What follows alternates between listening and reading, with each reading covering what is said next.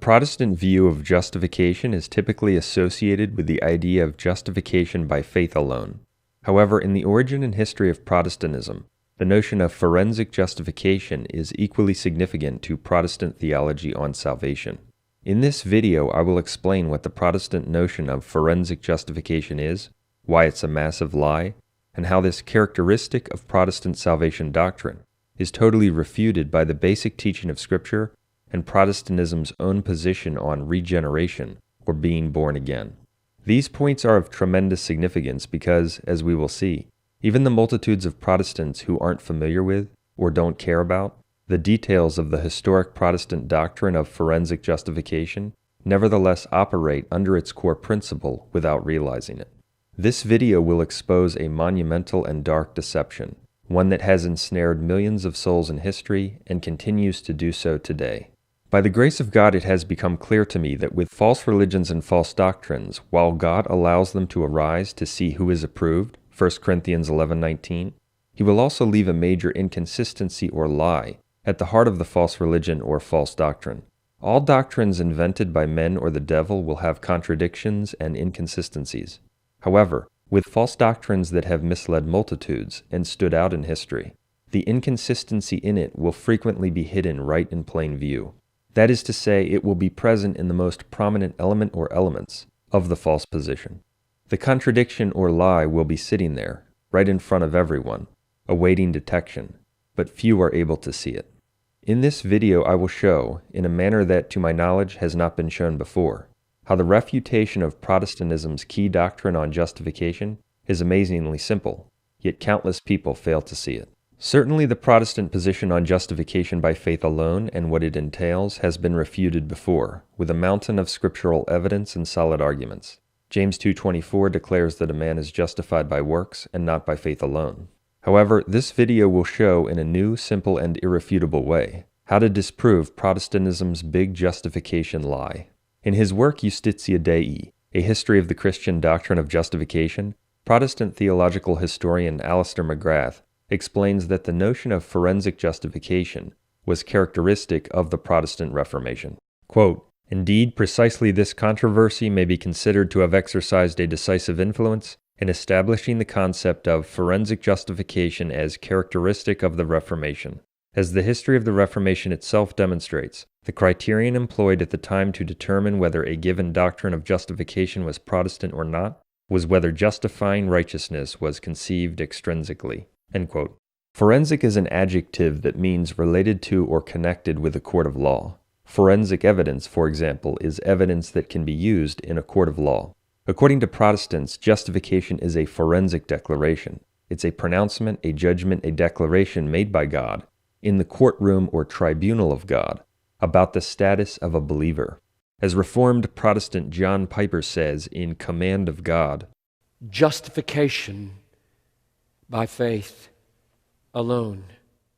So here we are in this courtroom, guilty, sinners, all of us, and the judge renders the verdict righteous.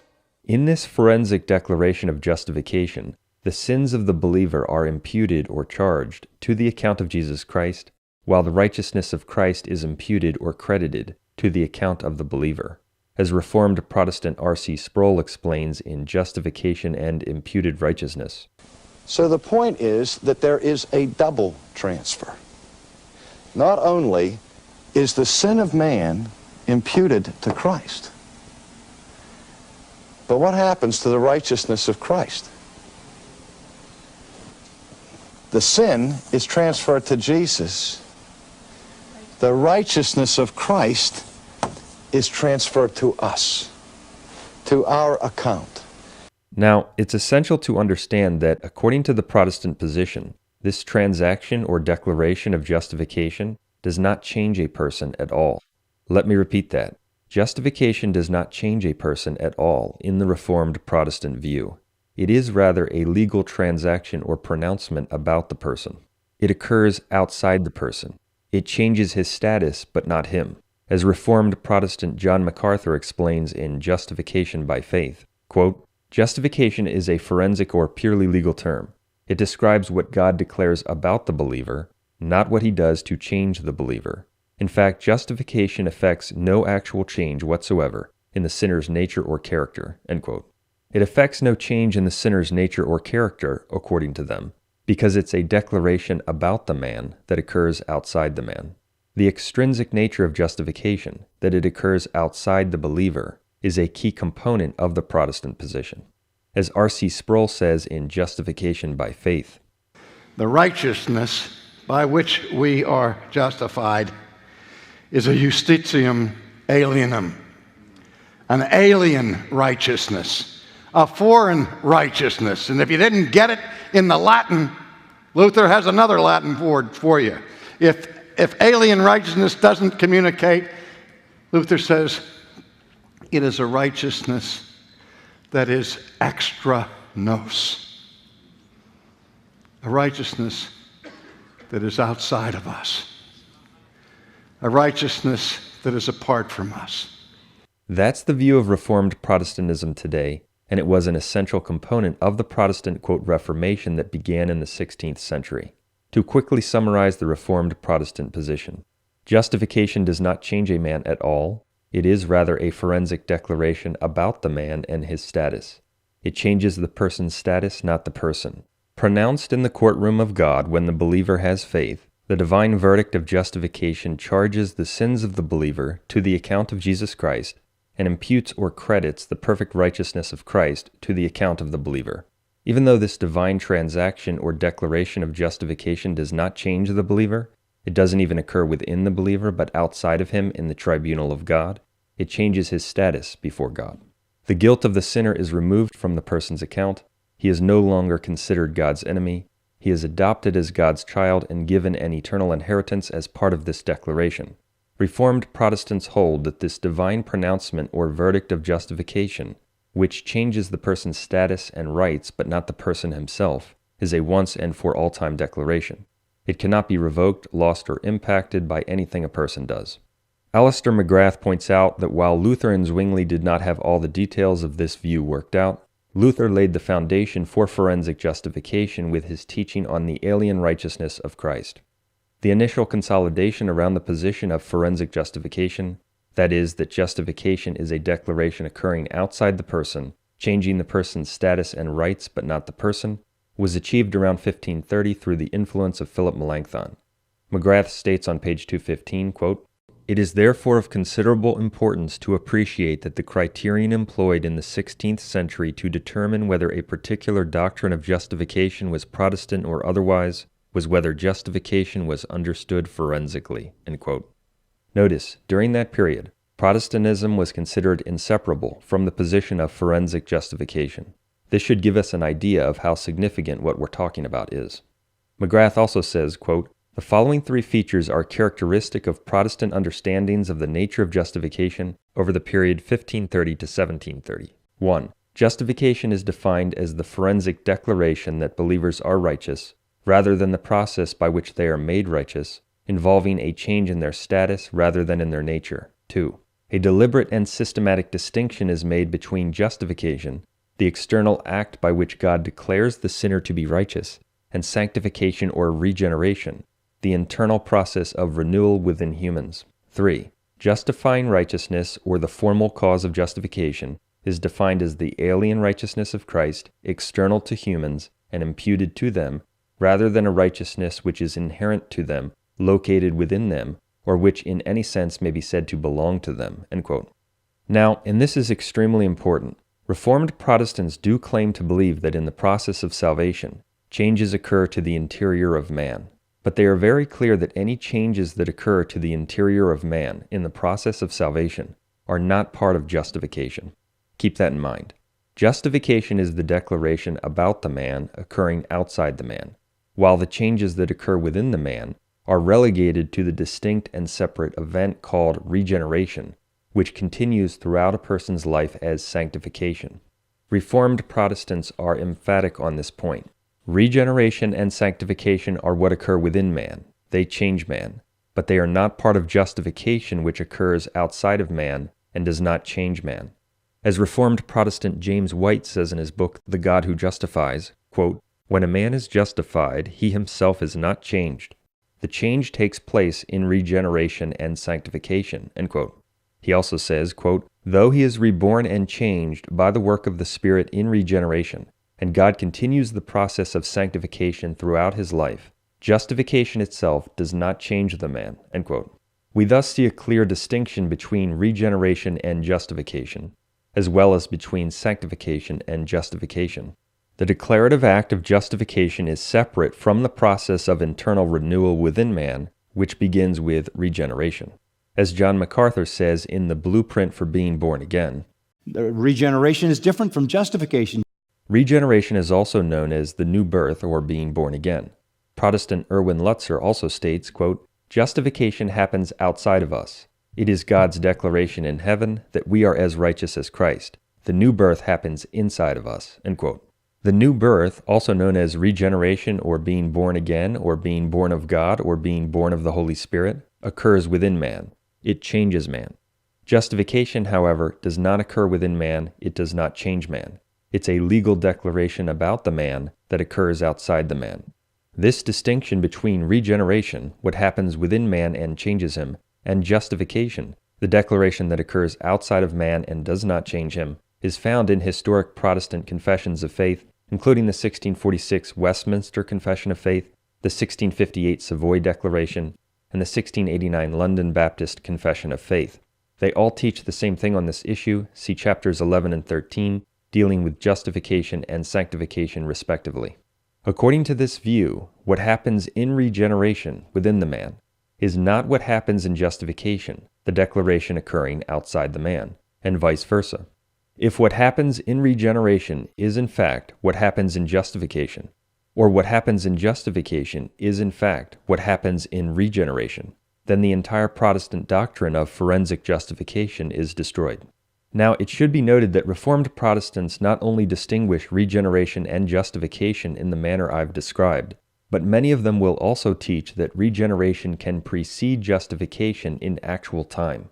According to that version of the position, a man can be regenerated by God days, weeks, or even years before actually being justified when he comes to believe correctly. That version of the Protestant position, in which regeneration and justification are not only logically separated and distinguished, but temporally separated and distinguished, creates additional problems for the Reformed Protestant position, as was demonstrated in a debate I had with a Protestant on justification. However, none of the points I will cover in this video are restricted in their application to that version of the Protestant view. Every point I will cover applies to all versions of the classic Protestant position, regardless of whether regeneration and justification are temporally separated. That's because in all versions of the Reformed Protestant view, regeneration and justification are divided into two separate divine acts, differing in their effects and in their sphere of operation, even if they happen simultaneously.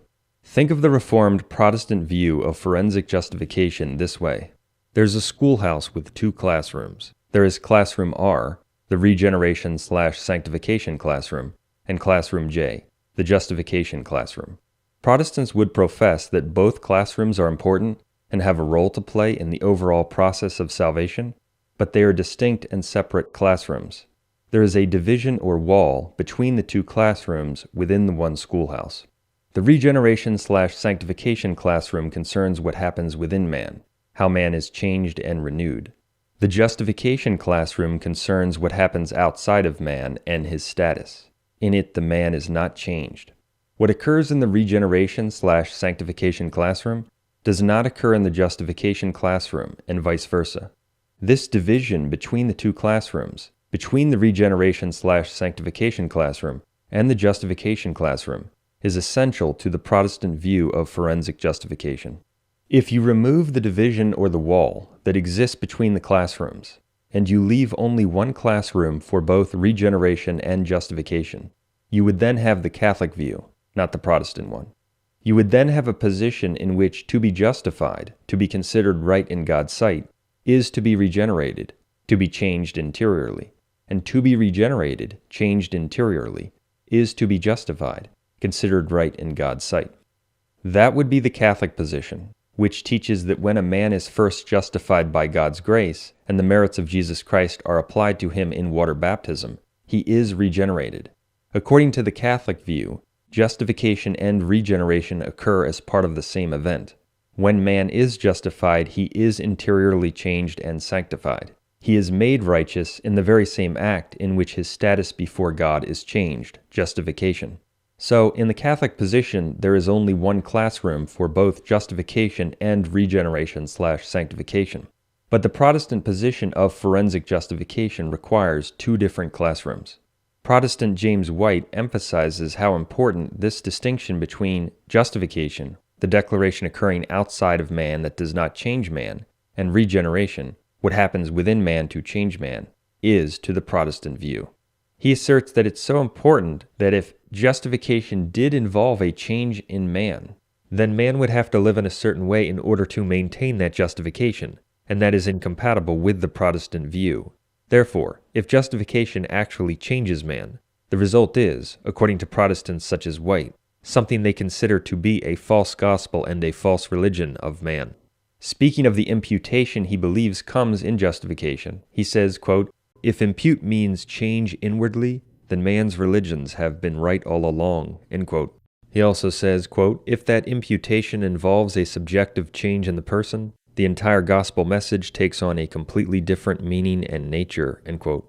This distinction between justification, what happens outside of man and does not change man, and regeneration, what happens inside of man and does change man, their separation within the one process of salvation, which was a key component of Reformed Protestantism, as we've seen, was invented by the Protestants. In the history of Christian doctrine, no one had ever made such a distinction before the Protestants did. Justification was always considered to do what regeneration does, and vice versa. Shortly we will see why that was the case. As Protestant theological historian McGrath admits on page 217, quote, "The essential distinguishing feature of the Reformation doctrines of justification is that a deliberate and systematic distinction is made between justification and regeneration. The essential point is that a notional distinction is made where none had been acknowledged before in the history of Christian doctrine. A fundamental discontinuity was introduced into the Western theological tradition where none had ever existed or ever been contemplated before," end quote. So, if one can prove that, according to the Bible, regeneration does what the Protestants say justification does, or justification does what they say regeneration does, then the Protestant view of forensic justification is demolished, finished, over. Let's now prove it. In the Protestant view of forensic justification, exactly what occurs in the justification classroom? And remember, according to their doctrine, what occurs in the justification classroom cannot occur in the regeneration classroom, and vice versa. Well, according to them, in the justification classroom, the following occurs. God declares that a man's sins are forgiven on account of the sacrifice and blood of Jesus Christ. As John MacArthur says in Total Forgiveness, "You are free from the penalty of sin in your justification." a man's sins are forgiven in that declarative act of justification, which they say is distinct from regeneration. What else happens in the justification classroom? Consistent with the previous point, the man is saved in justification. His status changes from lost to saved, from unjustified to justified. As John MacArthur says in He Saved Us, Justified by His grace. Grace is giving us what we don't deserve. We don't deserve to be forgiven. We don't deserve to have our sin removed. We don't deserve to be imputed the righteousness of God. We don't deserve that. We don't deserve to be just before God. We don't deserve to come into His presence. We don't deserve heaven. But grace gives it to us because God's justice is satisfied in Christ, and He declares us justified. Justified.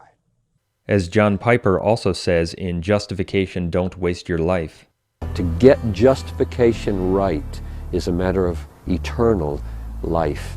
So, justification is right at the center of the gospel. It's right at the center of everything. It's the reason my dad is at home with the Lord today. It's the reason I'll see him someday, who knows, very soon. That's what happens in the justification classroom. Man is saved. Well, does the Bible teach that those things happen in the regeneration classroom? Yes, it does. Titus 3:5, quote, "He saved us, not because of works done by us in righteousness, but according to His own mercy, through the washing of regeneration and renewal of the Holy Spirit," end quote. Notice, according to the Bible, being saved, going from the lost state to the saved state, is categorized with regeneration. He saved us through the washing of regeneration. It's part of the regeneration classroom. According to Scripture, regeneration, which Protestants admit occurs within man and changes man, does what justification does. There's only one classroom. That refutes the entire Protestant doctrine of forensic justification. Shockingly, it's that simple. As I mentioned earlier, with false religions and false doctrines, while God allows them to arise, He often leaves a massive contradiction or lie at the heart of the false doctrine. The contradiction or lie is frequently hidden right in plain view, in the very central claims or tenets of the false doctrine, but almost no one notices it. That's the case here. In fact, Reformed Protestants are so blind to this massive contradiction in their position that they routinely describe regeneration as doing what justification does. They do so all the time, remaining oblivious to how they are refuting their entire position on justification in the process. For example, in a file called Through the Washing of Regeneration, Reformed Protestant John Piper teaches, quote, "He saved us, not because of works done by us in righteousness, but according to His own mercy, by the washing of regeneration and renewal of the Holy Spirit." Salvation is the big overarching idea in this text, verse 5, He saved us, but the specific way He does it is regeneration, end quote. The specific way God saves is regeneration, according to Piper. Like other Reformed Protestants, Piper is blind to how such a statement demolishes the entire Reformed Protestant position on justification. For as we've shown, according to the doctrine of forensic justification to which Piper subscribes, justification is a distinct legal declaration separate from regeneration occurring outside the person. It alone changes man's status and makes him right with God. According to Protestantism, what God does within man, regeneration, is not what makes him right with God or saves him. It is what happens outside of man, the declaration of justification, that changes his status and saves him. By acknowledging that regeneration, what happens within man, saves man, changes his status, makes him right with God, etc., because that's what the text he's quoting from plainly states, Piper contradicts Reformed Protestantism's teaching on justification and proves that it's inconsistent and false.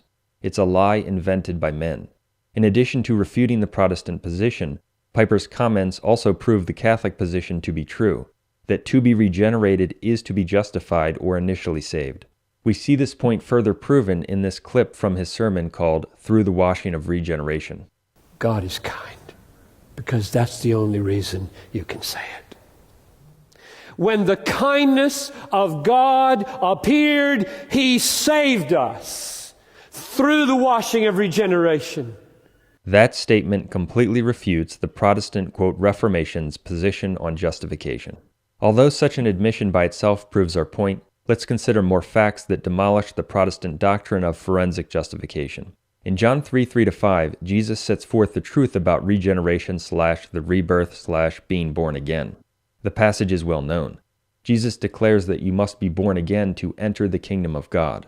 In John 3:5, Jesus explains the meaning of this by declaring that unless a man is born of water and the Spirit, he cannot enter into the kingdom of God. Being born of water and the Spirit clearly refers to the rebirth or regeneration that comes only with water baptism. See Acts 2:38, Colossians 2:12, Galatians 3:26-27, 1 Peter 3:21, etc. However, it's not even necessary to believe in baptismal regeneration to recognize that this text refutes the historic Protestant position on justification. Consider that you must be born again to be saved. Protestants admit that the rebirth occurs within man. But what is one born again to? The answer, of course, is that through rebirth or being born again, one becomes a part of God's family. In regeneration or the new birth, one becomes a new man. His status is changed from a child of Adam to a son of God. Here's what Reformed Protestant John MacArthur admits in The Blueprint for Being Born Again. So we want to look at the starting point here in verse 18 and understand how it is that we are birthed by God into His family and hence into His kingdom. So let me ask the simple questions. What, who, how, why? What is regeneration? Well, go back to verse 18. He brought us forth. He gave us birth. He birthed us. He gave us life. He made us live, brought us out of death. Regeneration is simply that. The wages of sin is death, Romans 6:23, but the gift of God is what? Eternal life. He admits that regeneration, or being born again, changes man's status, brings him into the kingdom, causes him to be adopted as part of God's family, etc. With such an admission, the entire Protestant doctrine of forensic justification is destroyed, finished, over. It's that simple because everyone admits that regeneration occurs within man. It changes man. Since what occurs within man and changes man brings him into the kingdom, grants him salvation, changes his status by making him part of God's family, etc., then to be regenerated, changed interiorly, is to be justified, and vice versa. There's only one classroom. That's a biblical fact. The fact is proven by simply citing the Protestants' own admissions about clear scriptural passages, as we will continue to see. The total lie inherent in the man-made Protestant doctrine of forensic justification, which was a foundation of the Protestant, quote, Reformation, is exposed by the light of truth through a simple yet careful look at the basic concept of spiritual rebirth and what everyone admits about its effects. The Protestant position is false and the Catholic position is true. In light of these points, people should begin to see why the Protestant theological historian Alister McGrath acknowledged that before the Protestants came along and invented their idea of forensic justification, no one had ever distinguished between justification and regeneration in their effects and frame of operation. No one had ever made that distinction because the New Testament clearly connects being born again with justification, with receiving salvation, with having a right to enter the kingdom, with receiving a new status before God, etc. That means that to be born again is to be justified or initially saved. Here's another clip from MacArthur in which he's discussing John's first epistle. MacArthur acknowledges that receiving the new birth is receiving salvation. He again fails to recognize how such a statement demolishes the Protestant Reformation and its teaching on justification. John, who wrote the account of Nicodemus, got the point about new birth, and it becomes the theme term by which he describes salvation in his epistle. Since salvation is justification, his statement is an admission that the Bible, John's epistle, teaches that rebirth is justification. That fact refutes the entire Protestant, quote, Reformation. It proves that what God works within man is the cause of man being saved or being right before God. But let's consider additional facts that prove the Protestant position to be false. We find more proof in the verses about being made alive in Christ, for example, Ephesians 2, 1-5 and Colossians 2, 12-13. Protestants will admit that these passages about being made alive in Christ are about regeneration. They fail, however, to recognize the profound implications of that admission. In Ephesians 2:5, we read that God, quote, even when we were dead in our trespasses, made us alive together in Christ. By grace you have been saved, end quote. Notice that going from lost to saved, going from deadness in sin to a state of freedom from that deadness in sin, is part of being made alive in Christ, aka regeneration. The fatal problem this causes for the Protestant position should now be apparent. The Bible teaches that regeneration does what justification does. It changes man's status from lost to saved. According to Scripture, to be regenerated, changed interiorly, is to be justified, recognized as just before God. There's only one classroom. The point is made even more clearly in Colossians 2:12-13. Quote, having been buried with him in baptism, by which you were also raised with him through the faith, and you who were dead in your trespasses and the uncircumcision of your flesh, God made alive together with him, having forgiven us all our trespasses. End quote. First, notice that regeneration is here clearly connected with receiving baptism. That proves baptismal regeneration. Putting that aside for the moment, notice that, quote, you who were dead in your trespasses, God made alive together with him, having forgiven us all our trespasses. End quote. The Scripture connects the forgiveness of trespasses or sins with being made alive, or regeneration. That refutes the Protestant doctrine of forensic justification, according to which the forensic declaration of justification, which is separate from regeneration and sanctification, alone changes man's status, pardons his sins, etc. In fact, in his book, The God Who Justifies, Reformed Protestant James White admits that the passages we've just quoted from Ephesians and Colossians are about regeneration. He also teaches that the effect of regeneration is a change in the person's state or status. He remains oblivious, however, to how that refutes his own position on justification and his religion. White says, quote, "Here the apostle describes the desperate and hopeless condition of everyone, including Christians, prior to the gracious act of regeneration." Ephesians 2:5. "We all share this state, deadness in trespasses and sins, enslavement to the ruler of the kingdom of the air, sonship to disobedience, servitude to the cravings and desires of the flesh." End quote. White teaches that man is in a hopeless state, which includes deadness and sins, prior to regeneration. It's with regeneration, according to White, that his state is changed. In fact, in his book, White repeatedly and specifically teaches that the new birth is the means by which God saves a person. He fails to recognize how that destroys his own position on justification. James White, The God Who Justifies, page 370, quote, "This is the promise of the new birth as Jesus explained it to Nicodemus. And so the work of regeneration and renewal that makes salvation the present reality in the believer is just as fully divine and God-centered as all that has come before. Here Paul is describing the means by which he has saved." End quote. Notice, he says that the means by which God saves is regeneration, that is, through what occurs within man. He also says on page 372, quote, "God saves on the basis of his mercy, and he does so through, dia, the work of the Spirit in regeneration and renewal." End quote. With such statements, White refutes the entire Protestant position on justification and proves the Catholic position to be true. White also demolishes his own, and thus the Reformed Protestant position, in his book The Potter's Freedom. James White, The Potter's Freedom, page 252, quote, "The elect, until they are regenerated, are fallen sons of Adam, as are all others." End quote.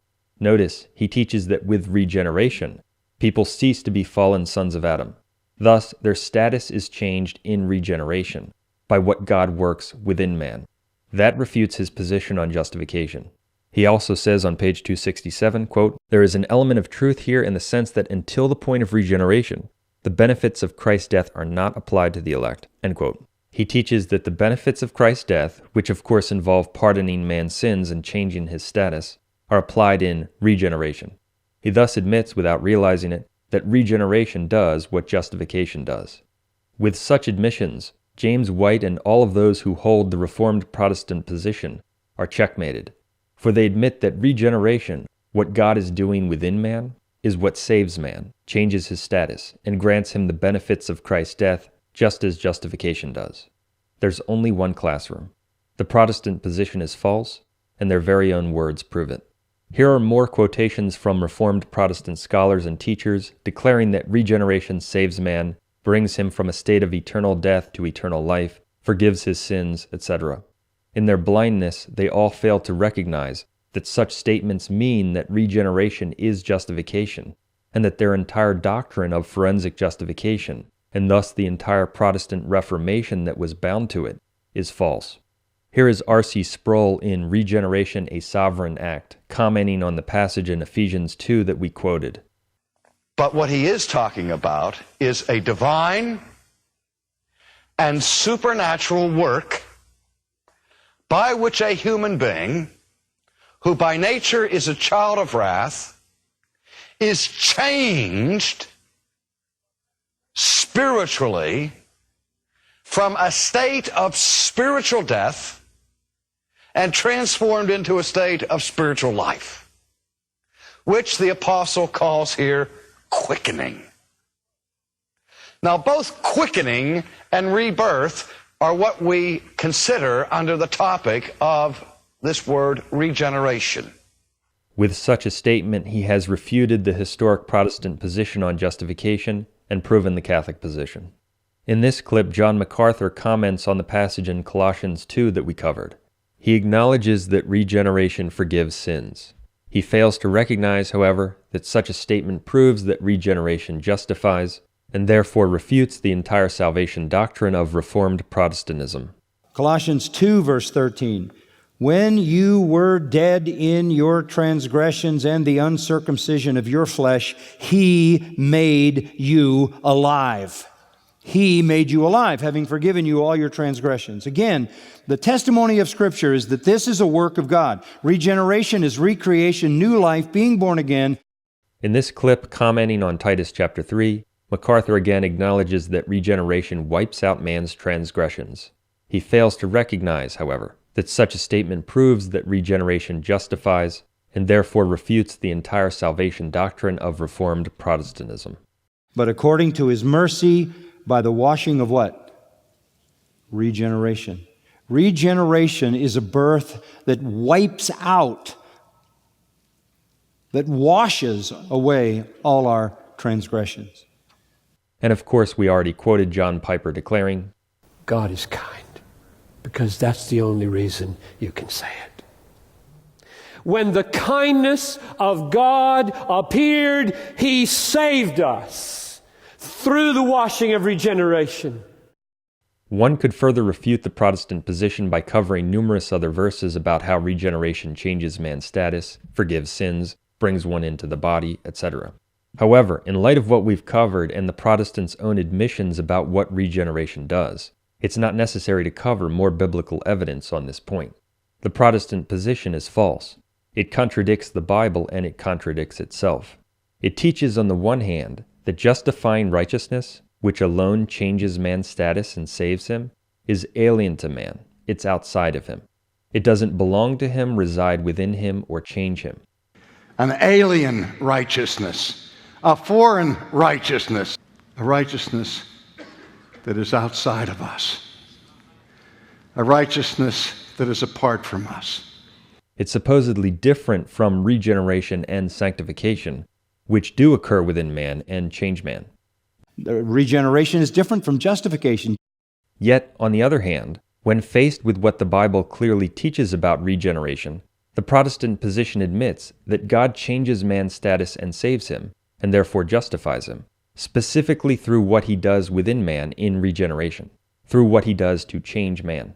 But according to His mercy, by the washing of what? Regeneration.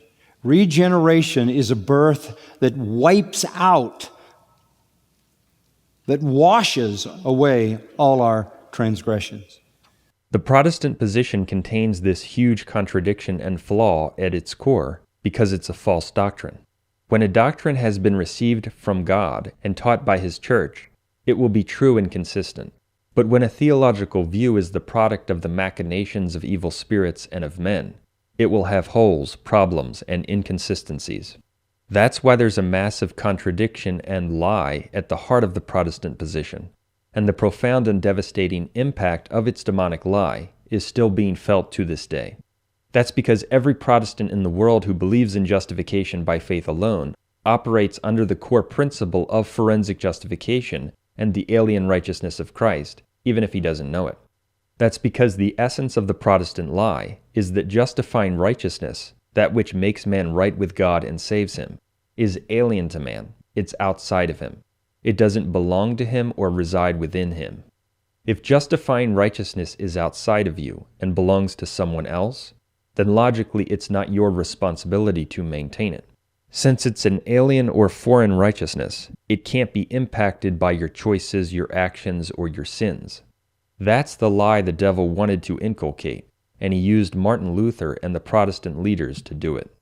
McGrath also acknowledges on page 213 of his book that Luther, quote, introduced a decisive break with the Western theological tradition as a whole by insisting that, through their justification, humans are intrinsically sinful yet extrinsically righteous, end quote. In the following video called Justification by Faith Alone, Martin Luther and Romans 1:17, R.C. Sproul repeats Luther's lie, that one's status before God is based on an alien righteousness that does not reside within the person or belong to him. Since it belongs to someone else and not you, it's therefore not your responsibility and it can't be impacted by what you do. Sproul says that when Luther made this discovery, the lights came on, he was reborn. The doors of paradise opened, and he walked through. And so the lights came on for Luther, and he began to understand. And so Luther said, whoa, you mean the righteousness by which I will be saved is not mine? It's what he called a justitia alienum, an alien righteousness, a righteousness that belongs properly to somebody else. It's a righteousness that is extra nos, outside of us, namely the righteousness of Christ. And Luther said, when I discovered that, he said, I was born again of the Holy Ghost. And the doors of paradise swung open, and I walked through. First, notice that even in this short statement, Sproul, quoting Luther, refutes Luther's doctrine and the Protestant position, for he says, quote, "I was born again of the Holy Ghost, and the doors of paradise swung open," end quote. I was born again of the Holy Ghost. And the doors of paradise swung open. No, according to the Protestant position on justification, since the rebirth occurs within man, it is not what swings the doors of paradise open. According to the Protestant position, it is the external declaration of justification that alone opens the doors of paradise. But Sproul's statement provides us with another example of how the completely false, man-made Protestant position of forensic justification is so opposed to the clear teaching of the Bible about rebirth, justification, etc., and what everyone takes for granted, that they contradict it all the time. They can almost never remain consistent with it, even for a short period of time, because a basic application of the biblical data refutes it. Second, notice that he describes Luther's discovery as a heavenly experience, in which the lights came on and paradise opened. It's not a surprise that Luther described his discovery as light from heaven. It's no wonder, for Satan disguises himself as an angel of light, 2 Corinthians 11:14. Indeed, in this very passage of 2 Corinthians chapter 11, we also read that Satan's ministers disguise themselves as ministers of righteousness. The Greek word for righteousness in 2 Corinthians 11:15 is dikaiosune, the genitive form of dikaiosune. Dikaiosune is the word that's translated as righteousness or justification. So 2 Corinthians 11:13-15 tells us that Satan disguises himself as an angel of light, and Satan's ministers as ministers of righteousness. Isn't it interesting that Martin Luther, John Calvin, and countless others who have followed them even down to our own day, in teaching their false gospel, have emphasized the issue of righteousness/justification, dikaiosune, as the basis for their new understanding of the gospel. They were and are deceitful workmen and Satan's instruments. They spread his false light and his false gospel while disguised as defenders of the doctrine of righteousness. Also note that 2 Corinthians 11:15 says of these false messengers that their end will correspond to their deeds or works. That brings us to the next point, which is that the false Protestant doctrine on an alien righteousness and forensic justification is inextricably connected to the false doctrine of justification by faith alone, an idea that's specifically condemned in James 2:24. For if justifying righteousness is outside of you and belongs to someone else, then your actions and your deeds can affect your standing before God. Therefore, the Protestant position on justification is not only refuted by the Bible's teaching on regeneration, as we've seen, but by the entire teaching of the New Testament on the necessity of keeping the commandments, obeying God, and avoiding grave sins in order to be saved. The New Testament makes it very clear in many passages that believing in Jesus unto salvation presupposes following Jesus and doing what he says. It isn't enough to simply believe in him. That's proven by, for example, John 3:36. Quote, "He who believes in the Son has everlasting life, and he who disobeys the Son shall not see life, but the wrath of God abides on him." End quote. Notice that believing in Jesus unto salvation presupposes obeying Jesus as well. In 3 different Gospels, we read that Jesus was asked what one must do to have eternal life. Matthew, Mark, and Luke all record Jesus' answer. He doesn't say passively receive an alien righteousness. No, he says that to have eternal life one must keep the commandments, in addition to following him. Justification by faith alone is a false gospel. Keeping the commandments, avoiding grave sins, and obeying God is necessary for salvation, in addition to the true faith of Jesus, as the entire New Testament teaches. Here are just a few verses on the matter. The doers of the law will be justified, Romans 2:13. If anyone keeps my word, he will never see death, John 8:51. Obedience which leads to justification, Romans 6:16. He became the source of eternal salvation to all who obey him, Hebrews 5:9. Was not Abraham our father justified by works, James 2:21. Keep a close watch on yourself and on the teaching. Persist in this, for by doing this you will save both yourself and your hearers, 1 Timothy 4:16. These and many other verses refute the Protestant lie of faith alone and an alien righteousness. Protestants also completely abuse Scripture when they cite passages from Romans, Galatians, and Philippians about how no one is justified by the, quote, works of the law, or, quote, the law, and conclude that no human actions can impact one's justification. For example, John MacArthur in The Law and the Gospel. In the book of Romans, we read this morning in chapter 3 and verse 20, by the works of the law, no flesh will be justified in his sight. Through the law comes the knowledge of sin. That verse alone ought to be indelibly impressed upon our minds to give us an understanding of the function of the law. The law does not save. By the works of the law, no flesh will be justified in his sight. They are completely wrong. As the context shows, those passages address the error of the Judaizers, who held that people must observe circumcision and the ceremonies of the Mosaic law, which is sometimes referred to simply as the law, in order to be justified and saved. For example, circumcision is mentioned 13 times in Romans chapters 3 and 4 alone.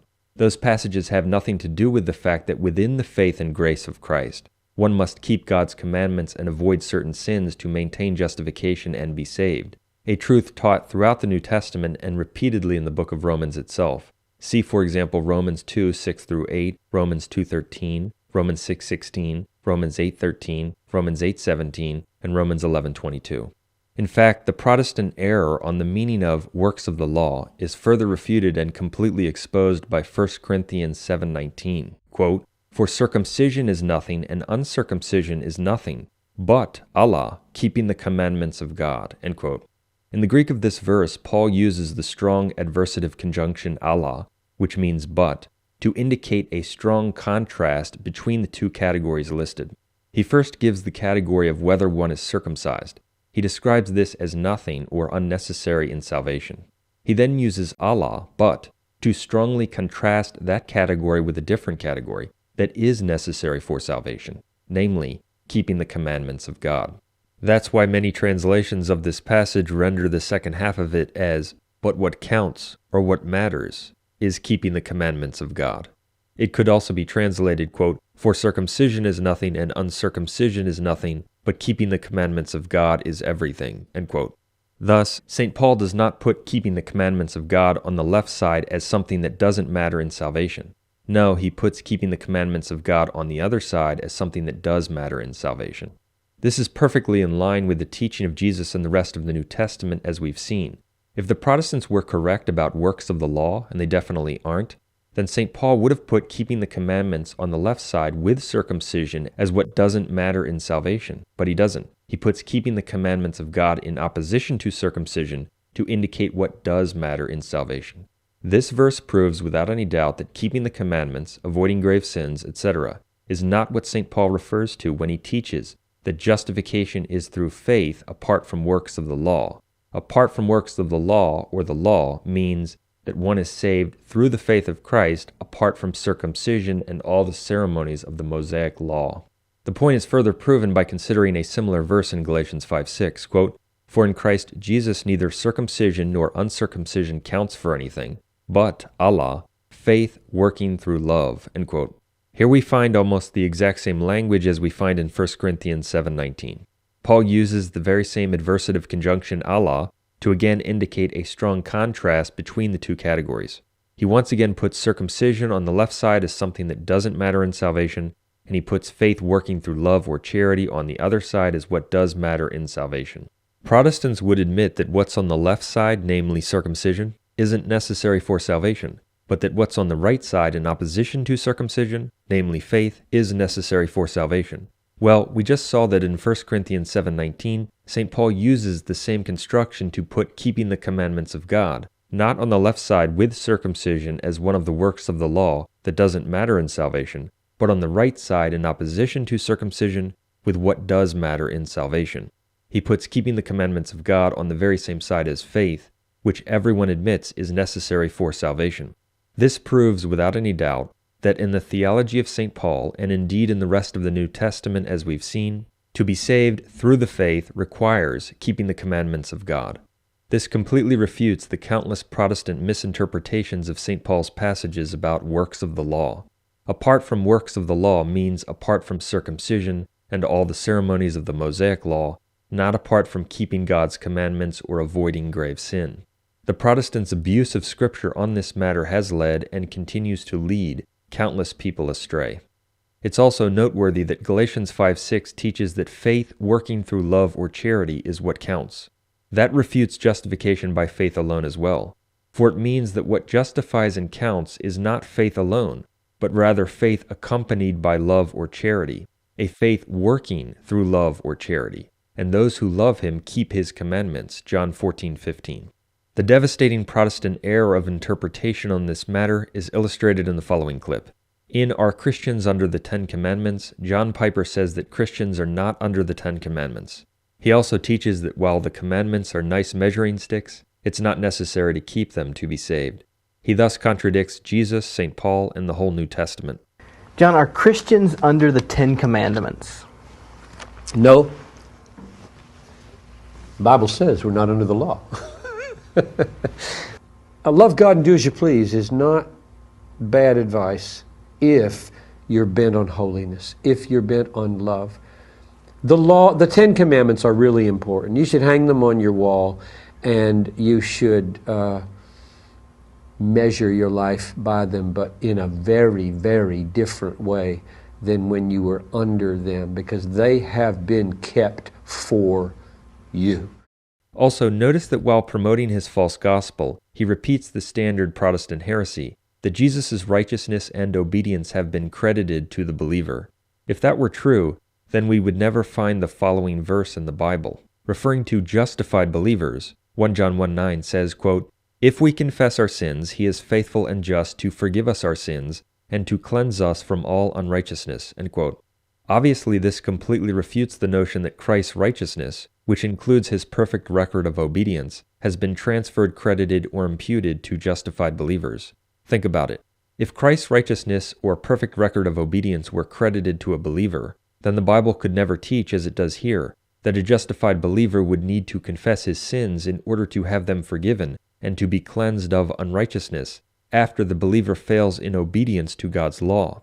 Thus, the Protestant doctrine of the imputation of Christ's righteousness is completely disproven by this text, in addition to all the other evidence. As a remedy for those who have fallen from their justification, Jesus gave the apostles the power to forgive sins, John 20:23. That proves Catholic teaching on confession and further refutes Protestantism. 1 John 1:9 also shows that man's actions can impact his righteousness. Thus, it's not a once and for all time legal declaration. The false doctrine of faith alone is also refuted by the fact that one must forgive to be forgiven, Matthew 6:14, and by your words you will be justified, and by your words you will be condemned, Matthew 12:37. If your actions and your words can impact your justification, then it's not by faith alone.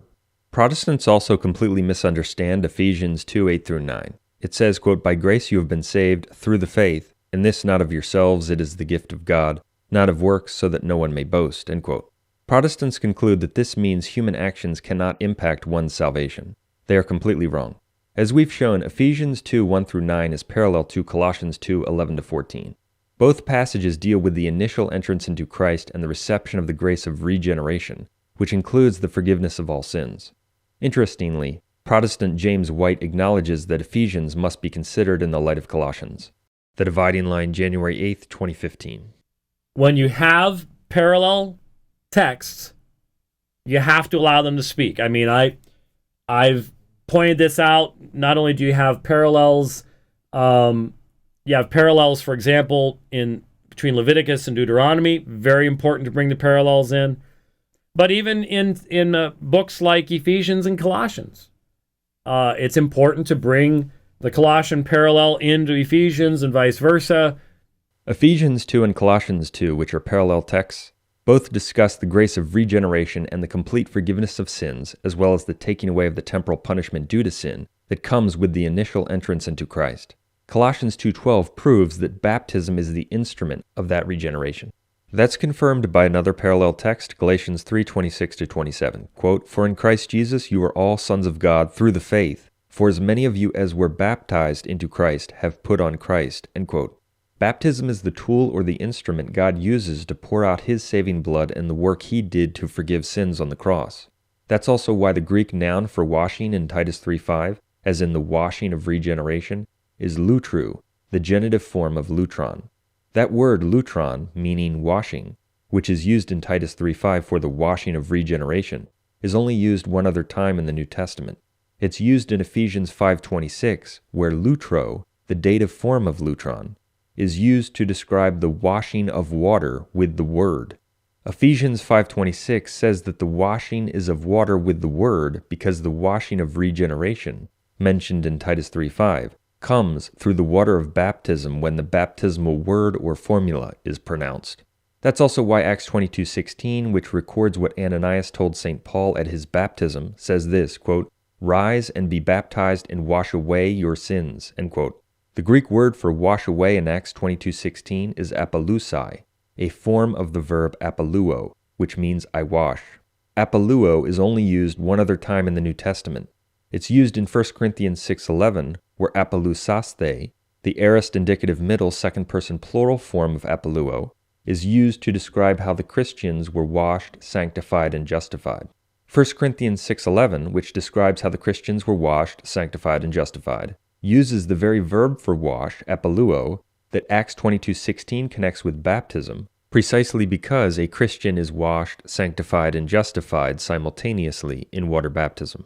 To put it another way, when Paul heard the instruction from Ananias to be baptized and wash away your sins, which is recorded in Acts 22:16, the verb used in Paul's presence was apoluo. So in 1 Corinthians 6:11, when Paul describes how the Christians were washed, sanctified, and justified in baptism, he uses apoluo, the very verb he heard when he was baptized. The fact that baptism regenerates is also why Jesus says that people are made his disciples through baptism, Matthew 28:19. It's why Jesus says that he who believes and is baptized will be saved, but he who does not believe will be condemned, Mark 16:16. It's why Acts 2:38 says that people are baptized for the remission of sins, and much more. It's also why the entire early Christian church believed in baptismal regeneration. The fathers of the church were unanimous in teaching that baptism regenerates and is necessary for salvation. There are literally hundreds of quotes from the fathers of the church teaching baptismal regeneration and that baptism is necessary for salvation. Every father of the church who addressed Jesus' teaching in John 3:5 taught that it refers to water baptism. The church's unanimous teaching on baptismal regeneration goes back to the earliest period of church history. See, for example, the letter of Barnabas dated to AD 75. Quotes teaching baptismal regeneration come from fathers of the church that many Protestants would claim to recognize as pillars or as important early Christians, such as St. Justin Martyr, St. Irenaeus, St. Athanasius, St. Augustine, and others. To deny baptismal regeneration and that baptism is necessary for salvation is not only to reject the clear, repeated, and overwhelming teaching of Scripture, but to pit yourself against what the entire Christian church unanimously believed and taught from the beginning of Christian history. Nevertheless, the Protestant, quote, Reformation came to deny the Bible's teaching that baptism regenerates and justifies, because that fact contradicted the Protestants' new and false teaching on justification. As a consequence, many Protestants came to detest baptismal regeneration, recognizing that it's incompatible with their new false gospel of faith alone, and that if baptismal regeneration were maintained, it refutes their entire understanding of what faith means, includes, and requires in the New Testament. Their truly demonic hatred for the Bible's clear teaching on this matter comes out in many statements. For example, John Piper in Through the Washing of Regeneration. The washing of regeneration does not refer to baptism. You go read the commentaries. 80% of them say it refers to baptism. And here stands little Piper. I don't think so. I have strong feelings about sacramentalism. If I used the language I feel, I would get emails.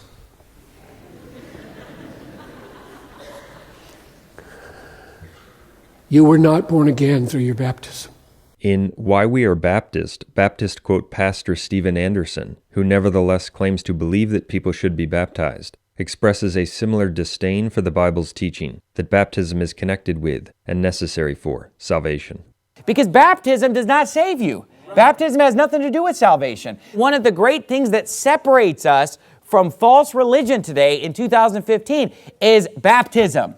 Protestant, quote, Pastor David Lamb also says, This is called the doctrine of baptismal regeneration, and it is a wicked doctrine. They hate the Bible's teaching on baptismal regeneration because it proves that their entire understanding of salvation, and what faith means and includes in the New Testament is wrong.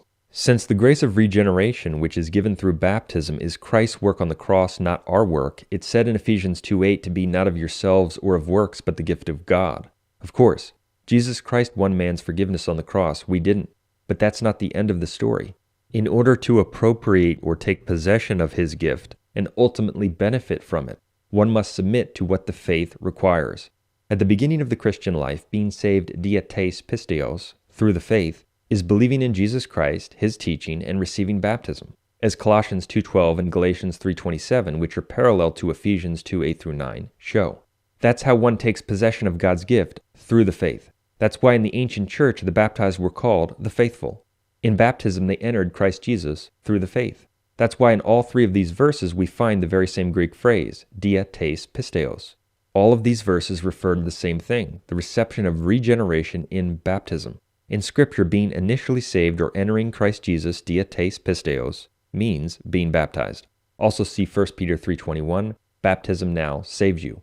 The truth that baptism is the only way to enter the faith of Christ and receive regeneration is also found in 1 John 5:1. This verse is the subject of a great dispute among Protestants. It says, quote, everyone believing, pas ha pistuon, that Jesus is the Christ, has been born, gegenetai, of God. In the Greek here, believing, pistuon, is a present participle, while has been born, gegenetai, is a perfect tense verb in the passive voice. The perfect tense in Greek, for example, has been born, signifies a completed action in the past with an abiding result in the present. Thus, the verse teaches that everyone truly believing that Jesus is the Christ in the present has already been born of God. Now, Protestants who are Calvinists, for example, hold that believing is the result of having been born of God. They hold that regeneration must come before faith, whereas many other Protestants today believe the opposite, that faith or believing brings about regeneration, that one believes in order to be born of God.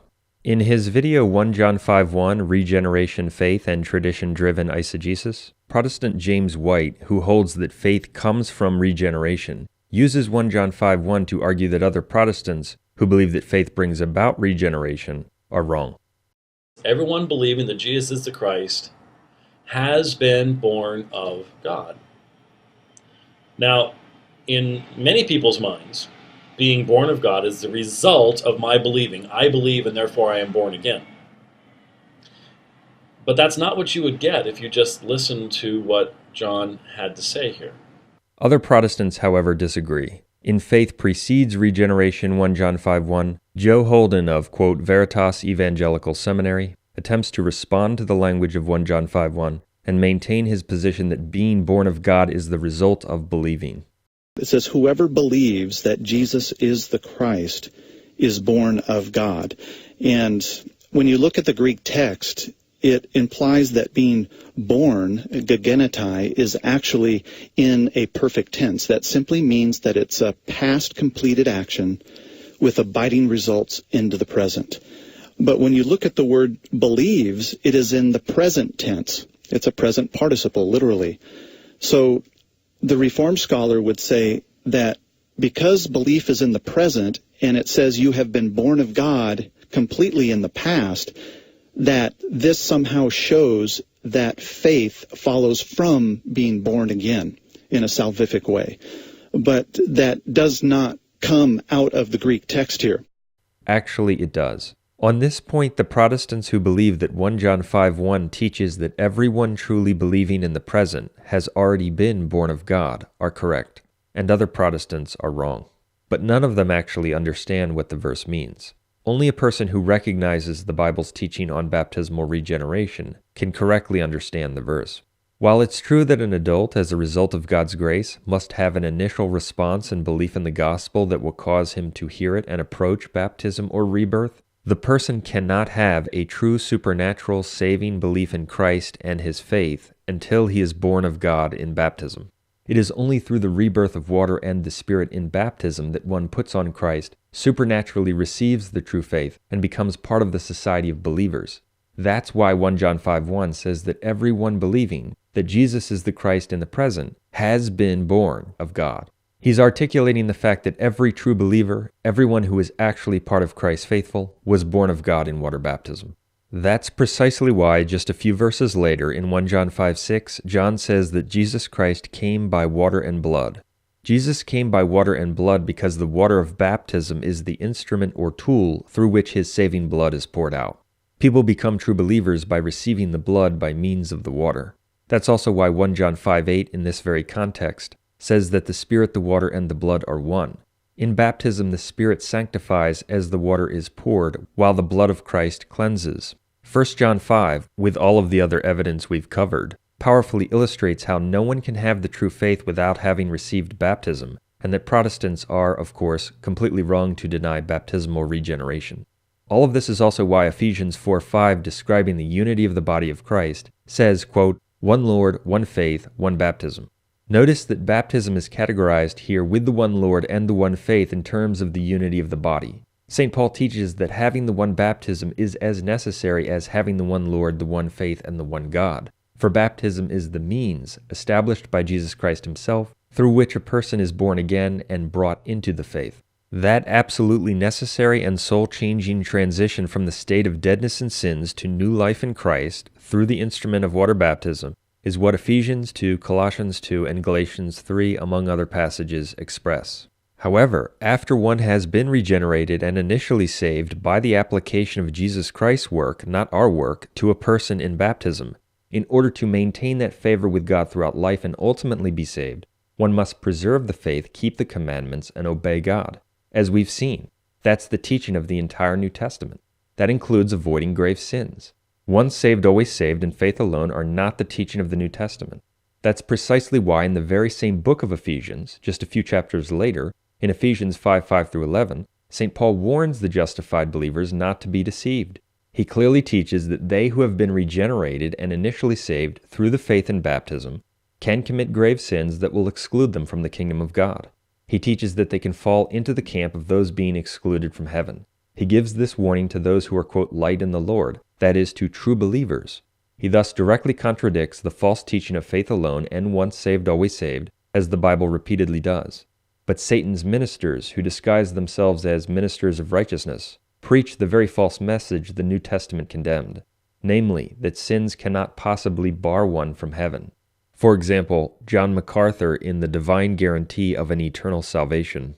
So hear it, my friend. The reason you have peace with God is because God was satisfied with the sacrifice of Christ, paid in full the penalty for your sins. You are now at peace with God, and that is a permanent condition.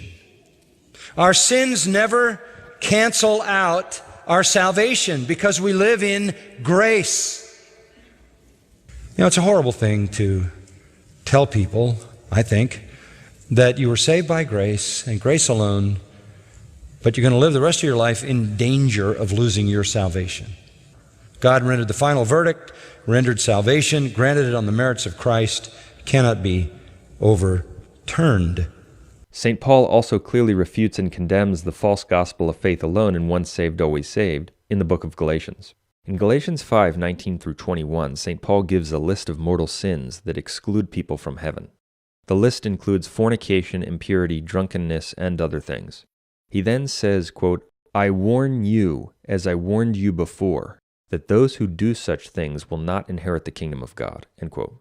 St. Paul emphatically warns the believers that if they commit those grave sins, they will not go to heaven. That completely refutes both faith alone and once justified, always justified. It proves that a believer can lose his salvation, thus refuting once justified, always justified. It also proves that a believer can lose his salvation for grave sins, that is, for his deeds, not just for denying the faith or for apostasy. That refutes justification by faith alone.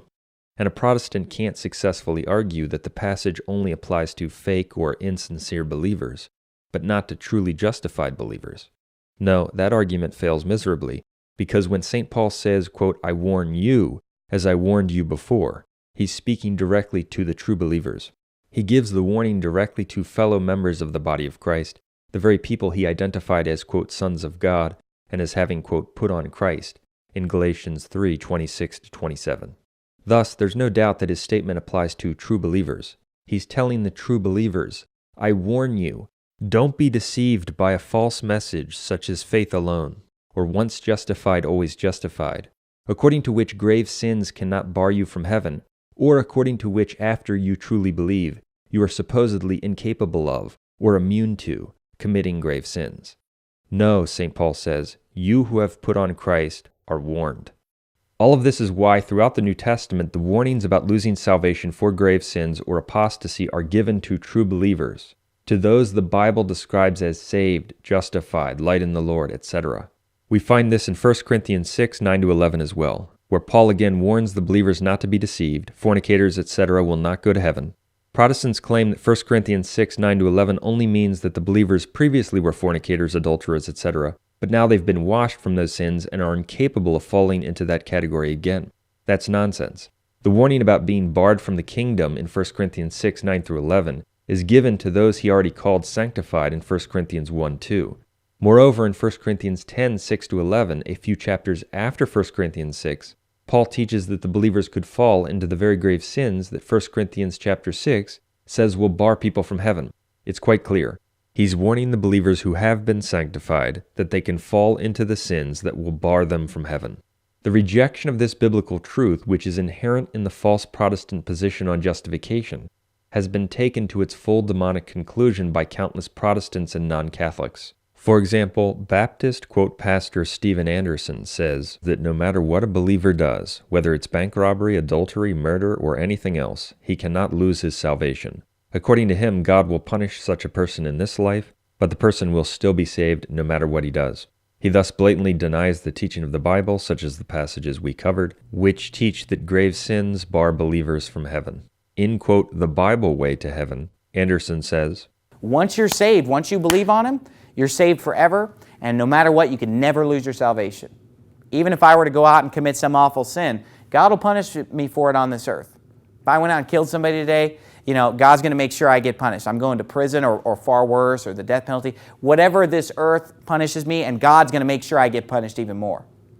But I'm not going to hell. There's nothing I can do to go to hell because I'm saved. So much for the New Testament's explicit teaching that murderers and other mortal sinners cannot be saved. In The New Man versus the Old Man, to further express his view that a believer will still be saved no matter how frequently or gravely he sins, Steven Anderson says, listen to me. If you're saved, you can sin on an ongoing basis and repeatedly. There are people who do it. Martin Luther actually said something similar. He said that as long as a man believes, he could commit fornication and murder 1,000 times a day and not lose salvation.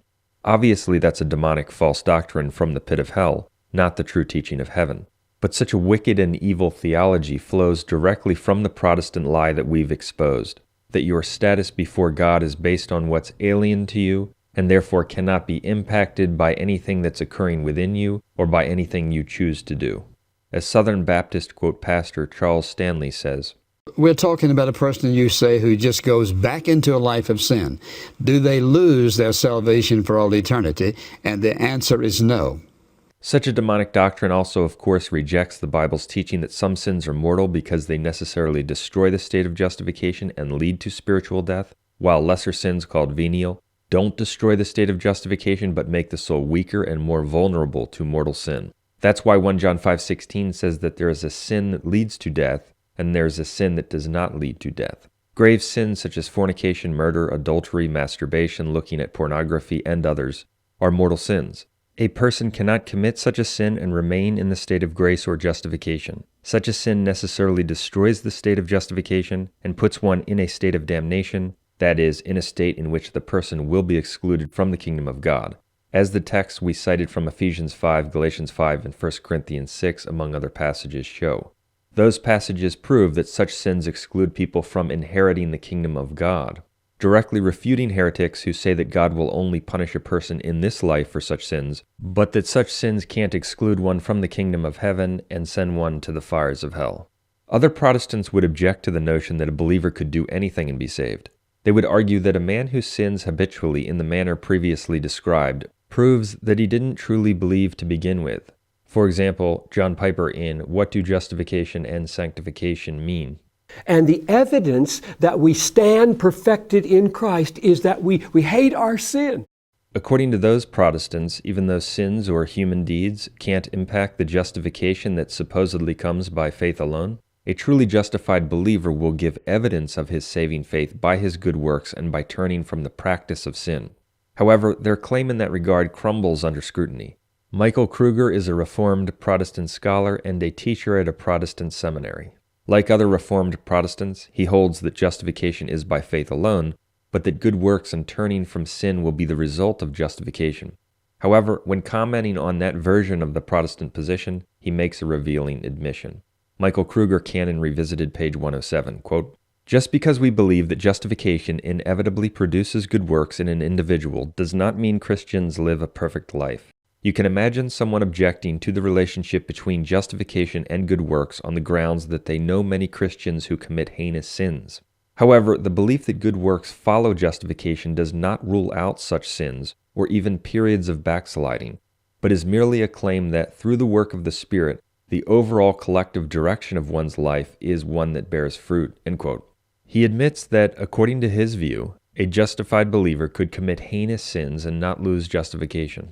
Obviously, that includes fornication, adultery, etc. That contradicts the Bible, as we've seen. He also says that justification is not incompatible with periods of such sins. So, how often, according to such a view, could one commit fornication, adultery, or something else and still consider himself a true believer whose life gives evidence of actual justification? Could a person commit such a sin once a year, once a month, once a week, once a day? In that system, the quote believer would never know when his sinful life warrants the conclusion that he never truly believed to begin with. A good-willed person should see how fallacious and artificial such a theology is. It attempts, but fails, to fit faith alone into the Bible's teaching that grave sins put people in a state of damnation. And grace always forgives, and always forgives, and always forgives, and always forgives. That is its nature. That is its essence. Faith alone and once saved, always saved are totally false, as the entire New Testament teaches. We've covered much evidence on this point, and much more could be brought forward. We cited the book of Romans, in which St. Paul tells the justified that if they live according to the flesh, they will die, that is, be damned, that they will only be heirs with Christ if they suffer with him, and that unless they continue in goodness, they will be cut off. In 2 Peter 2:20-22, we read that those who have been washed and escaped the defilements of the world through the knowledge of Jesus Christ can fall back into the state of damnation. That proves that people can lose justification as a result of sin.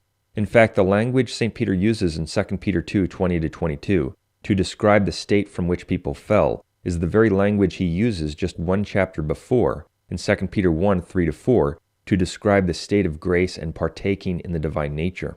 Thus, St. Peter clearly taught that people can fall from the state of grace. In Colossians 1:23, we read that those who have been delivered from the power of darkness will only be saved if they continue in the faith, stable and steadfast. It's a clear conditional. It's not guaranteed. Jesus also teaches that he who perseveres to the end will be saved, Matthew 24:13, and in the parable of the sower, that people can believe for a time but then fall away, as a result of tribulation, temptation, or persecution, Matthew 13, Mark 4, and Luke 8. In Luke 12, Jesus speaks of a faithful and wise manager whom his master will set over his household, Luke 12:42, who then acts immorally, and the master will, quote, put him with the unfaithful, Luke 12:46. Thus, it's clear that one of the faithful can act in a certain way and be placed with the unfaithful. Once saved, always saved is false. The book of Hebrews contains numerous passages, see chapters 2, 3, 6, and 10, about how believers can fall away. It applies those warnings to those who share in the heavenly calling, Hebrews 3:1, and to those who have hearts sprinkled clean, Hebrews 10:22, that is, to true believers. Dozens of other passages from the New Testament could be cited to further refute faith alone and once saved, always saved. Nevertheless, having adopted the essence of the Protestant Reformation's lie, Satan's ministers preach, the moment you're justified, all your sin, past, yes, and all the sins you will ever commit are totally forgiven. They're totally erased. The fact is, a man can commit suicide, and if he's a true Christian, he will go straight to glory. So the question is, can a person be saved by the grace of God, born again, new creation in Christ Jesus, and slip back into sin and still go to heaven? Yes, you can.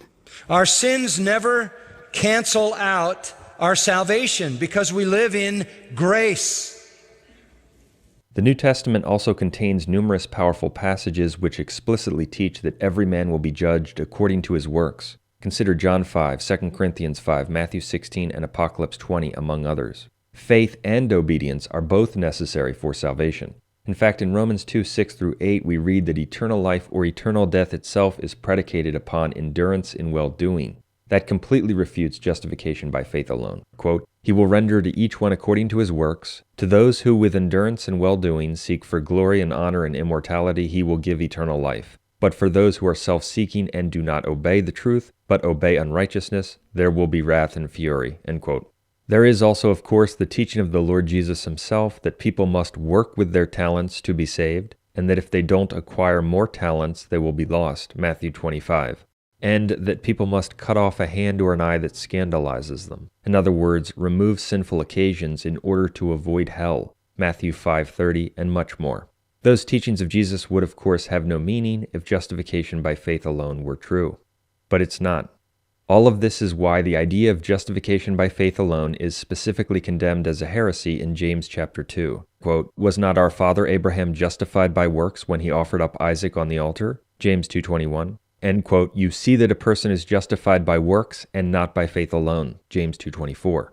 Protestants typically attempt to respond to this explicit word-for-word biblical condemnation of their false doctrine by arguing in desperation that James 2 simply refers to justification in the sight of men on the basis of works, not justification in the sight of God. For example, so what in the world is James saying when he says Abraham our father was justified by works? The answer to that is simply this, that while justification before God was not by works, being righteous before God was not by works, being deemed righteous by men was by works. Abraham was not justified by works before God. He was justified by works before man. That's nonsense. To refute it, one simply needs to know that James 2:21 refers directly to Genesis chapter 22, and Genesis chapter 22 deals with justification in the sight of God, not justification in the sight of men. Genesis 22:1 says that, quote, "God tested Abraham." Genesis 22 isn't about what men needed to see. It's about what God wanted to see to test and confirm Abraham's justification before him. That's why when Abraham obeyed God and did the work, that is, when he agreed to offer his son Isaac, in Genesis 22:16-17, God says, "Because you have done this, I will surely multiply your offspring." God confirms the promise because Abraham obeyed him and did the work. We also know that James 2 deals with true justification in the sight of God, not justification in the sight of men, because James 2:23 in this very context refers to Abraham's justification by faith in Genesis 15:6. That's the very same justification St. Paul references, which proves that both James and Paul deal with true justification in the sight of God. James 2:21-23 teaches that Abraham's offering of Isaac in Genesis 22 was the confirmation and completion of his justification in Genesis 15:6. That corresponds exactly to Catholic teaching, that the gift of justification is confirmed, sealed, and increased by obedience to God, and that it can be lost by grave disobedience. That means that James, when referring to both the justification of Abraham in Genesis 15 and the justification of Abraham in Genesis 22, sums it all up by teaching that justification is not by faith alone. The fact that James 2 deals with true justification in the sight of God is also proven by James 2:14. Referring to a faith that does not have works, it says, quote, "Is the faith able to save him?" End quote. Hence, James' topic is attaining salvation / having true justification in the sight of God, and he says that it's not by faith alone. Faced with the fact that James 2 condemns their position, some Protestants make another equally futile argument. They assert that James simply deals with a non-saving or a fake faith. According to them, James simply means that good works will follow faith if one's faith is genuine, and that if such works are not present, then one didn't truly believe to begin with. That's totally false as well. If James were merely dealing with a non-saving or a fake faith, then his entire line of argumentation would not make any sense. James 2:17 says, quote, "So also faith by itself, if it does not have works, is dead." End quote. Suppose James meant what those Protestants would have us believe, that he's talking about a non-saving faith. His verse would then mean this, quote, "So also a non-saving faith, by itself, if it does not have works, is dead." End quote. Does that make any sense? No, it doesn't. He would be saying that a non-saving or a fake faith is dead, which of course is nonsensical and redundant, and it is not what James meant at all. What he is actually saying is that a person who truly believes, who has real faith, but doesn't obey God or do God's will not be saved. Can such a faith that does not have works save him? No. Justification is not by faith alone, as the rest of the New Testament makes clear. That's why James says, "Was not our father Abraham justified by works?" And you see that a person is justified by works and not by faith alone. James 2:24 is the only place in the entire Bible where the phrase faith alone is used, and the Holy Ghost condemns it as a heresy. Nevertheless, Satan's ministers blatantly falsify the teaching of Scripture and preach. But the Bible says we're saved by faith alone. Justification by faith alone.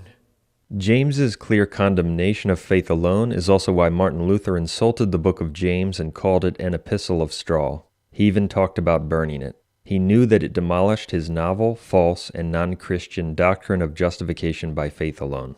Since grave sins put one in a state of damnation, the devil was of course desperate to deny the true Christian doctrine of justification. He sought to introduce a new one to the masses, in which one's conduct in life would be disconnected from one's standing before God. The devil realized that if this new idea, this discovery, could get traction, it could run wild across the world. And even if people subsequently came up with their own versions of the idea and their own spins on the doctrine, it wouldn't matter, as long as they operated under its core principle, that a man's conduct or sins cannot bar him from heaven, as long as he professes belief in Jesus Christ.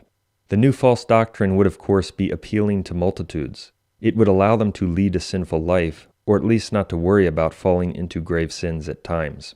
We're not going to lose our salvation. The more sins we commit, the more is forgiven of God. And grace always forgives, and always forgives, and always forgives, and always forgives. That is its nature. That is its essence. Like the sly deceiver he is, Satan would of course falsely reassure his dupes by claiming that the new doctrine actually gives all the glory to God. And that's what God wants. Father, we thank you that when you examine us, when you place us under your scrutiny, when you analyze our condition, you see something more than what could be found in us. When in fact the new doctrine blasphemously detracts from God's glory, denying his miracle of justification and the true power of the gospel. The miracle of Christian justification is that when someone truly enters Christ Jesus, he is changed, interiorly and powerfully. He is not only turned from darkness to light and from the power of Satan to God, but he also receives a place among those sanctified by the faith that is in him. Acts 26:18. The miracle of Christian justification is that when someone embraces the true faith of Christ and enters his church through baptism, by the application of the merits of Jesus Christ, the person is regenerated, infused with grace, and transformed into a new man, created in true righteousness and holiness. Ephesians 4:24. Since Christian justification actually changes a man, as the unwitting admissions of the Protestants themselves show, the recipient must keep the commandments. In order to maintain his friendship and status with God, he must live according to a specified, not a nebulous standard, that is, free from mortal sin. As Jesus said, "You are my friends if you do what I command you," John 15:14. The Bible also says, "The one who practices righteousness is righteous," 1 John 3:7. "Pursue holiness, without which no man shall see God," Hebrews 12:14. "But nothing unclean will ever enter it, nor anyone who does what is detestable or false," Apocalypse 21:27. That's why the Lord Jesus Christ referred to Christian righteousness, true justification, not as that which is alien to you, but as your righteousness, Matthew 5:20. It's his gift and merit which he won on the cross, but it's also that which changes the recipient, inheres in his soul, and becomes truly his own by cooperation. As the Council of Trent correctly set forth, justifying righteousness is, quote, "the justice of God, not that by which he himself is just, but that by which he makes us just. And not only are we considered just, but we are truly called and are just, receiving justice within us, each one according to his own measure, which the Holy Ghost distributes to everyone as he wills, and according to each one's disposition and cooperation," end quote. Since that righteousness inheres in the justified person's soul, it represents the dynamic relationship between the person and Jesus Christ. One can grow in that righteousness and become closer to Christ through a responsive faith, charity, and obedience, or one can lose that righteousness and relationship altogether by mortal sin, apostasy, or grave disobedience. God allowed the devil to invent the false Protestant doctrine of faith alone, forensic justification, and the alien righteousness of Christ, because God gives men a choice to accept or reject the truth. And the judge renders the verdict righteous. But consistent with the devil's character as a liar and the father thereof, the devil's doctrine is marked and stamped at its very core with a lie. It's a lie so massive, so prominent, and so bold, namely that God does not save you based on anything He does within you, that a basic consideration of regeneration and what everyone admits about it exposes and refutes it. He saved us through the washing of regeneration. Yet laboring in the darkness that comes from a failure to want the truth, Protestants can't see it. Befuddled by endless misinterpretations of Scripture, distracted by community considerations, and impressed by what appear to be sophisticated theological arguments, they have rejected the clear teaching of the New Testament and embraced a false gospel. They have chosen the traditions of men instead of the one true Christian faith, the traditional Catholic faith, outside of which there is no salvation. They have been misled by blind guides, false apostles, and deceitful workmen, who present a path to damnation as if it's submission to righteousness. By embracing the doctrine taught by Luther and by the Protestant leaders who followed him, people thought they had discovered a new and easy path to heaven. But they were actually following the lie Luther received from Satan and through which he opened the gates of hell. An alien righteousness, a righteousness that belongs properly to somebody else. It's a righteousness that is extra nos, outside of us, namely the righteousness of Christ. And Luther said, when I discovered that, he said, I was born again of the Holy Ghost. And the doors of paradise swung open, and I walked through.